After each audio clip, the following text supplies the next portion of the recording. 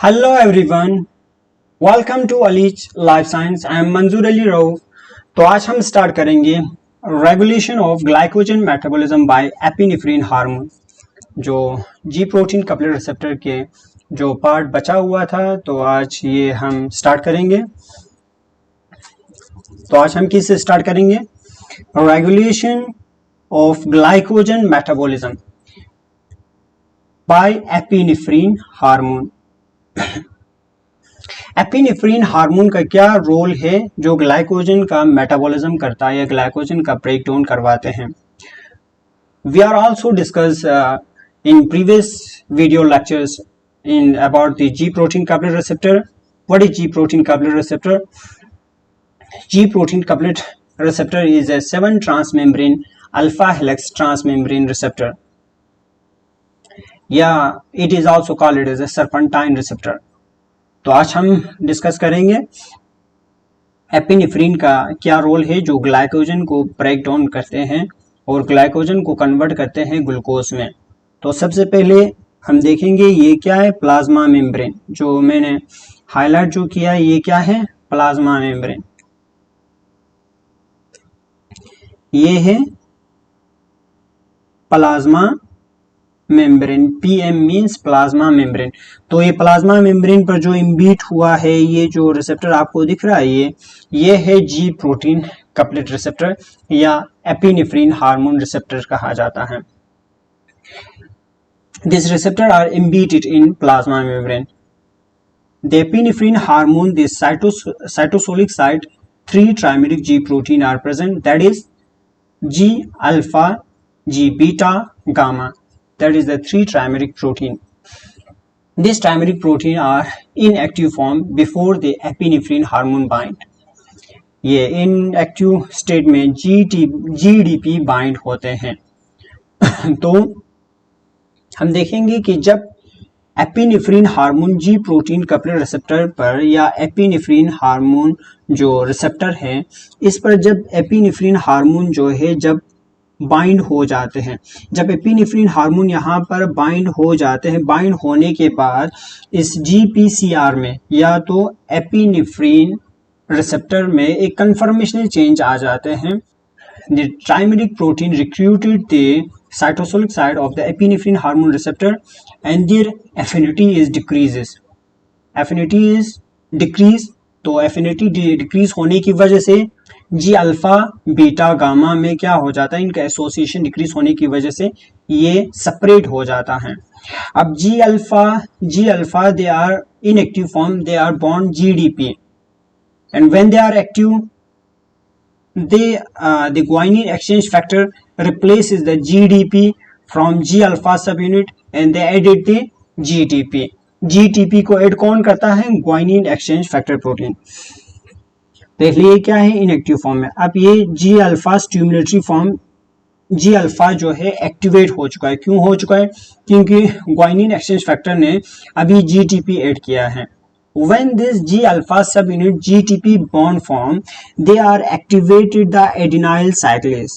ये adenyl cyclase है, ये this transmembrane proteins are adenyl cyclase. It is also called as secondary effector protein. The role of adenyl cyclase is they converted the adenine triphosphate, ATP आपको दिख रहा है, ATP adenine triphosphate are converted into cyclic AMP में। cyclic AMP में क्या करता है? Convert करता है। They convert the cyclic AMP. What is cyclic AMP? Cyclic AMP is a secondary messenger. They activate and their function is they activate the cytosolic protein which is present in the cytosol of the cell. तो for example जो cytosol में जो present है एक protein kinase A. These are the cytosolic protein and their protein kinase A structure is 4 subunit. The 2 subunit is 2 regulatory, R means 2 regulatory subunits and C means 2 catalytic subunit. तो 2 catalytic सब unit है और 2 regulatory सब unit है। अभी ये पहले क्या है, इनएक्टिव फॉर्म है। जब ये सेकेंडरी मैसेंजर जो है, when the secondary messenger level is high in a cytosol, they bind their regulatory subunits. तो रेगुलेटरी सब यूनिट पर साइक्लिक एएमपी का जो बाइंडिंग साइड होते हैं, तो यहाँ पर 2 या 2 से ज्यादा ये साइक्लिक एएमपी जो है यहाँ पर बाइंड हो जाते हैं। आपको ये दिख रहा है यहाँ पर जो बाइंड हुआ है 4 साइक्लिक एएमपी जो है वो रेगुलेटरी प्रोटीन पर बाइंड हुआ है। तो after bind this secondary messenger at the regulatory सब यूनिट्स, तो क्या हो जाता है प्रोटीन काइनेज ए डिसोसिएशन हो जाता है of catalytic subunit. This catalytic subunit are dissociated from the regulatory subunits. अब यहाँ पे आपको ये दिख रहा है ये डिसोसिएट हुआ है। अब यहाँ पे आपको सिर्फ कैटालिटिक सब यूनिट ही दिख रहा है प्रोटीन काइनेज ए का। प्रोटीन काइनेज ए का क्या दिख रहा है, सिर्फ आपको कैटालिटिक सब यूनिट दिख रहा है। अब रेगुलेटरी सब यूनिट जो है रिमूव हो चुका है। क्यों हो चुका है, क्योंकि रेगुलेटरी सब यूनिट पर secondary messenger cyclic AMP bind हुआ था उनकी एक्टिव साइट पर, अब वो रिमूव हो चुका है। अब कैटालिटिक सब यूनिट एक्टिव हो चुका है, कन्फर्मेशनल चेंजिंग आने की वजह से रेगुलेटरी सब यूनिट रिमूव हो गया। अब प्रोटीन काइनेज ए क्या हो गया, एक्टिव हो गया।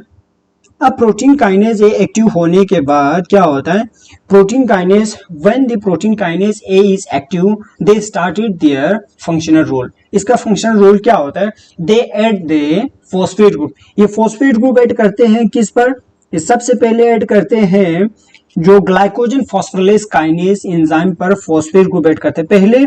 Before the phosphate group add in phosphorylase kinase, जो एंजाइम है glycogen phosphorylase kinase enzyme, they are inactive. when they add the phosphate group, यहाँ पे जो phosphate group ऐड किया हुआ है प्रोटीन काइनेज ए ने, दे बिकम क्या हो जाता है, एक्टिवेशन हो जाता है। अब इसका क्या हो जाता है, स्टार्ट हो जाता है एक्टिवेशन होना। अब ये स्टार्ट एक्टिवेशन हो गया।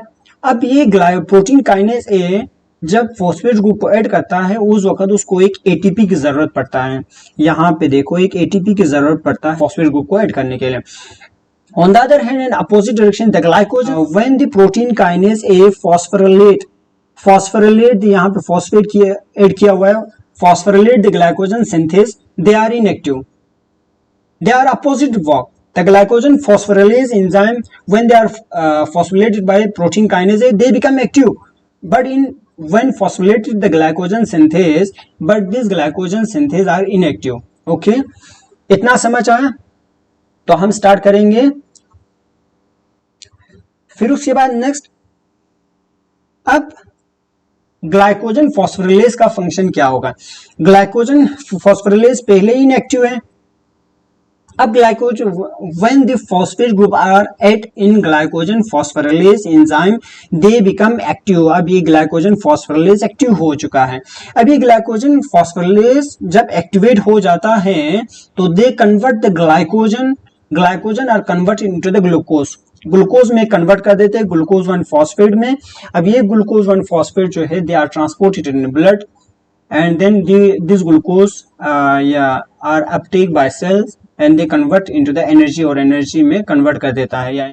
अब आपको और एक बात भी याद रखना होगा कि एपिनेफ्रिन जो है मसल से और लीवर से ग्लाइकोजन को ब्रेक करके ग्लूकोज में कन्वर्ट कर देता है, उस ग्लूकोज को ब्लड में ट्रांसपोर्ट करते हैं और एनर्जी में यूटिलाइज हो जाता है। और उसी तरह और एक प्रोटीन भी है या एंजाइम भी जिसका नाम है ग्लूकेगॉन। ये भी एक हार्मोन है। ग्लूकेगॉन जो है इसका भी फंक्शन होता है ग्लाइकोजन को ब्रेक करना, but they are action only in liver की ग्लाइकोजन पर ही अपना एक्शन दिखाते हैं और ग्लाइकोजन जो लीवर में प्रेजेंट है वहां से ग्लाइकोजन को ब्रेक करके ग्लूकोज फॉर्म में रिलीज कर देता है ब्लड में। इतना समझ आया ग्लूकेगॉन और एपिनेफ्रिन हार्मोन के बीच में। और ये भी याद रखना कि ग्लूकेगॉन कहाँ से रिलीज होता है, पेनक्रियास के अल्फा सेल से रिलीज हो जाता है। कब रिलीज हो जाता है, जब ब्लड में ग्लूकोज लेवल कम हो जाए। इतना समझ आया। तो हम फंक्शन ऑफ एपिनेफ्रिन देखेंगे कि एपिनेफ्रिन का क्या फंक्शन है। तो डियर स्टूडेंट, एपिनेफ्रिन जो है जब ब्लड में ग्लूकोज लेवल लो हो जाएगा, in this condition the epinephrine hormone are release. और जब आप गुस्सा हो जाए तब रिलीज होगा, और जब आप सडनली डर जाए या कोई आपको डराए तब एपिनेफ्रिन हार्मोन रिलीज होगा। तो इसका फंक्शन देखेंगे। फर्स्ट ग्लाइकोजन, तो फर्स्ट फंक्शन देखेंगे ग्लाइकोजन सिंथेस। ग्लाइकोजन जो सिंथेसिस होता है वो स्टॉप हो जाता है। क्यों हो जाता है? क्योंकि ग्लाइकोजन जो सिंथेस एंजाइम्स आर इनएक्टिव। इसको कौन इनएक्टिव करता है? The protein kinase A phosphorylated the glycogen synthase, so this glycogen synthase are inactive. अब ग्लाइकोजन का सिंथेसिस होना स्टॉप हो जाता है। सिंपल, आपको समझ आया यहां तक? और आप ये याद रखना कि ब्लड में ग्लूकोज है ही नहीं तो ग्लाइकोजन का सिंथेसिस होगा ही नहीं। अब ग्लाइकोजन को ब्रेक डाउन होना चाहिए ताकि ब्लड में ग्लूकोज ट्रांसपोर्ट कर सके, ताकि हमारे ब्रेन को ग्लूकोज पहुंचे। अगर ग्लूकोज नहीं पहुंचेगा तो आपको चक्कर आना स्टार्ट हो जाएगा, क्योंकि ब्रेन को मैक्सिमम जो है 70% ग्लूकोज चाहिए होता है। अब ग्लाइकोजन जो है ब्रेक डाउन एक्टिवेशन होगा। क्यों होगा? क्योंकि दिस प्रोटीन काइनेज ए का फंक्शन आपको पता चल गया, प्रीवियस स्लाइड में हमने देखा। Protein kinase A phosphorylated the glycogen phosphorylase enzyme, so this glycogen phosphorylase enzyme are activated, they started break down the glycogen into glucose, and this glucose transport into the blood, and this glucose uptake the cell and they provide the energy. अब gluconeogenesis start होगा। Gluconeogenesis means जो non carbohydrate source से glucose को बनाना। तो glucose अगर glycogen खत्म हो जाए तो ग्लूकोनियोजेनेसिस करना स्टार्ट करेगा किडनी से। नॉन कार्बोहाइड्रेट सोर्स से ग्लूकोज को तैयार करना, या तो प्रोटीन को ब्रेक डाउन करके, या तो पायरुवेट या तो लैक्टेट, उनको ब्रेक करके ग्लूकोज प्रोवाइड करना। जब ग्लाइकोजन का जो लेवल जो है कम हो जाए, या लिवर में या स्केलेटल मसल सेल में। ओके, इतना समझ आया? और फोर्थ, फैटी एसिड का सिंथेसिस स्टॉप होगा। ये तो श्योर ऑफ कोर्स स्टॉप होगा। क्यों? क्योंकि ब्लड में ग्लूकोज का लेवल कम है, ग्लाइकोजन का सिंथेसिस होना स्टॉप हो चुका है, अब फैटी एसिड सिंथेसिस नहीं होगा। इतना समझ आए? ये मेन इंपॉर्टेंट पॉइंट्स है, डायरेक्ट क्वेश्चन में पूछा जाता है, ये बहुत ही इंपॉर्टेंट है, आपको इसको याद रखना है, रिमेंबर करना है। लास्ट में हम देखेंगे रोल ऑफ एपिनेफ्रिन। एपिनेफ्रिन का क्या रोल है? तो एपिनेफ्रिन का सबसे पहले हमें रोल देखना है। जो फैक्ट है आपको ये पता होना चाहिए, जब आप अगर आप सडनली डर जाए तो उस वक्त आपकी हार्ट बीट रेट बहुत बढ़ जाता है। अगर आपको क्लास में कोई टीचर आपको खड़ा करे कि आपको लेक्चर देने के लिए बताए, या किसी 40-50 स्टूडेंट के सामने जाके, तो आप उस वक्त आपके हार्ट बीट रेट बहुत धड़कने लगता है, टप टप टप करके आवाज आता है, और या तो आपको थोड़ा शिवरिंग जैसा हो जाता है, जैसे कि थरथराना जैसा, मतलब ऐसा फील होता है। ये किस वजह से होता है? एपिनेफ्रिन हार्मोन की वजह से होता है, और उसकी वजह से आपकी कॉन्फिडेंस लूज हो जाता है। कॉन्फिडेंस लूज होने के बाद आप जो लेक्चर्स या स्पीच जो प्रोवाइड करना चाहते हो ऑडियंस तक, तो वो ऑडियंस तक नहीं पहुंच पाएंगे, क्योंकि आपकी कॉन्फिडेंस लॉस हो रहा है। तो ये इसी एपिनेफ्रिन हार्मोन की वजह से होता है। ये एपिनेफ्रिन जो सिग्नल है, ये बाइंड हो जाते हैं बीटा एड्रेनर्जिक रिसेप्टर पर। Beta adrenergic receptor, this beta adrenergic receptor जो है, this beta adrenergic receptor are present in the heart के स्केलेटल मसल, हार्ट मसल पर या कार्डियक मसल पर प्रेजेंट होता है, या इसको हम जीपीसीआर भी कहते हैं। अब ये हार्मोन जो है एपिनेफ्रिन हार्मोन हार्ट के बीटा एड्रेनर्जिक रिसेप्टर पर बाइंड होगा और हार्ट बीट जो है बहुत ही ज्यादा करने लगेंगे। तो ये सिंपैथेटिक नर्वस सिस्टम के कंट्रोल में होता है, ये सेंट्रल नर्वस सिस्टम के कंट्रोल में नहीं होता है। अब आप डरते ही आपकी हार्ट बीट ज्यादा करना स्टार्ट करेगा। नॉर्मल पर्सन का 1 मिनट में 72 बार बीट करता है, और जो भी पर्सन डरने लगता है और एपिनेफ्रिन उनके अंदर रिलीज हो जाता है, तो उस वक्त 1 मिनट में 72 से ज्यादा हार्ट बीट करने लगता है। तो आप, और एक बात, ये लेक्चर जो है बहुत ही हाई क्वालिटी के मटेरियल है, जो फॉरेन बुक से कलेक्ट करके बनाया हुआ है, और अकॉर्डिंग टू द टारगेट करके बनाया हुआ है। आपके जो CSIR नेट JRF आप जो टारगेट कर रहे हो, DBT ICMR या कोई भी PhD MSc एंट्रेंस एग्जाम्स जो आप पेपर देने जा रहे हो, उनको टारगेट करके बनाया हुआ है, और इतना सफिशिएंट है ये मटेरियल, आपको वो सारे क्वेश्चन जो आपको आराम से सॉल्व हो जाएंगे। आप जब ईमानदारी से ये सारे कंसेप्ट जो है आप ग्रैस्प करेंगे, तो आपको आराम से ये सारे जो नेशनल लेवल के एग्जाम जो है आपको आराम से सॉल्व हो जाएंगे। ठीक है, तो अगर आपको ये लेक्चर जो है समझ आया तो लाइक करना and please share and subscribe our allies life science channel.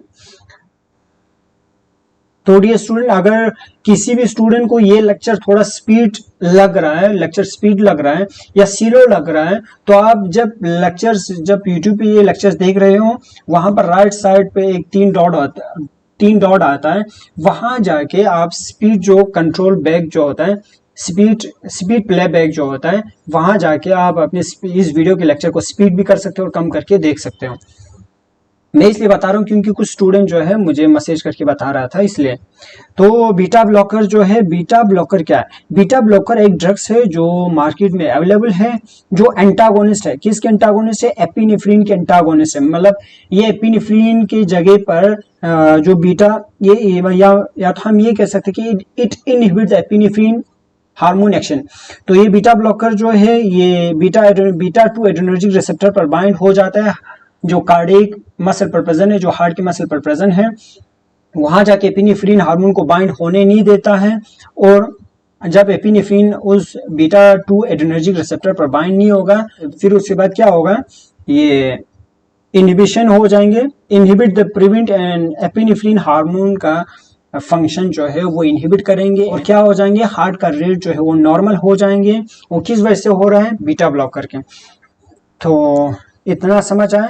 तो आज हम अपना लेक्चर्स यहीं तक रखेंगे। Okay dear student, take care, bye bye.